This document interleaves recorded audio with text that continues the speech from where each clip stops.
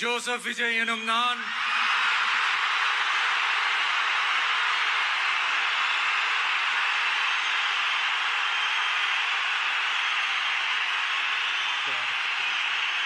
சட்டப்படி அமைக்கப்பெற்ற இந்திய அரசியல் அமைப்பின்பால் உண்மையான நம்பிக்கையும் மாறா பற்றும் கொண்டிருப்பேன் என்றும் இந்திய நாட்டின் ஒப்பில்லாத முழு முதல் ஆட்சியையும் ஒருமையையும் நிலை நிறுத்துவேன் என்றும் தமிழ்நாட்டு அரசின் முதலமைச்சராக உண்மையாகவும் உளச்சான்றின்படியும் என் கடமைகளை நிறைவேற்றுவேன் என்றும்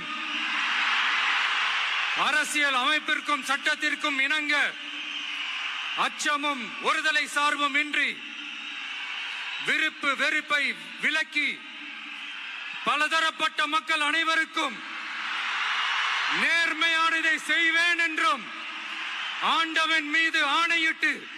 உறுதிமொழிகிறேன்.